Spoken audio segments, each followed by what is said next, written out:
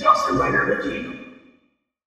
Hey YouTube, Dawson Rider here. Welcome to my review for yet another piece of the child merchandise from Star Wars The Mandalorian. This is a plush talking version. This isn't the fancy animatronic version, which is on pre-order places now that I believe comes out at the holiday times, but this is one of the early ones that came out. I got questions in the last review in which I reviewed the Black Series one of like how I got it because they thought the factories were shut down, but these were like up for pre-order a long time ago and likely made before all this crazy stuff, so that's why they're available, just in case I get any more questions like that. So, he comes with two accessories. You have the frog, of which he ate, and there's really nothing you can do with it other than have it be frog. You can have him hold it.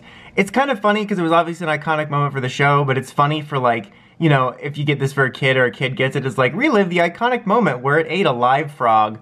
And then of course you also get the bowl from the one episode where he was sipping it. You can have him kind of hold it in one hand if you do this one, but you can't have him holding it like this, so you can't really recreate it. And on the back of the box, you know, it shows you doing stuff like, oh look, you can feed the baby and stuff like that, but it doesn't activate any electronic features. Like, unless I'm somehow doing this wrong, but the instructions don't show it either, but I would only think so because there are some, you know, baby and other toys that have like features that do that type of stuff. So it doesn't do that, they're just kind of accessories for the sake of accessories. But I kind of wanted this because I wanted something that was more of like a Baby Yoda representation that wasn't a really small Black Series figure. But as you can see though, the size is pretty comparable. I mean, honestly, I would have been fine with this one. This is pretty much more in scale with the show. Plus it's got the screen accurate barcodes that this one doesn't have.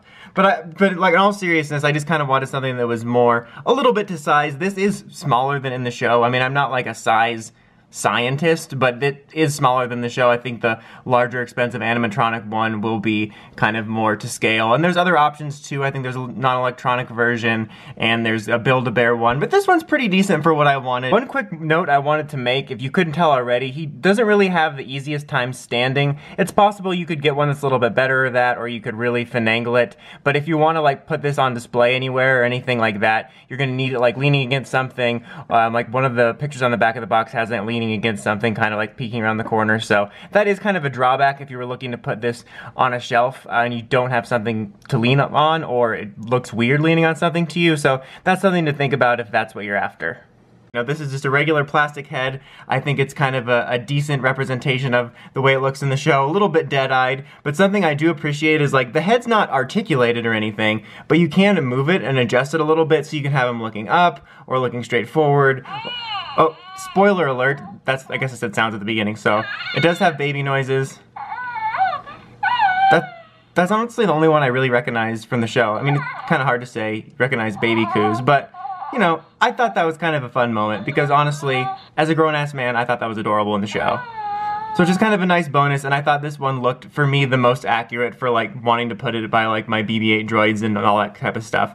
But yeah, that's kind of what it is. This part is also hard plastic, this part as well. You kind of get the force moving, baby do the magic hand thing, and then this one is meant to like hold the objects if you want, but like I said, you can't get it to actually look like it's feeding from the bowl. And for whatever reason, I don't know if it's because like this is a different type of hand or if this is longer, but this is always being covered and it feels weird that like always is holding like this. It just looks like someone tailored it wrong, which is kind of strange.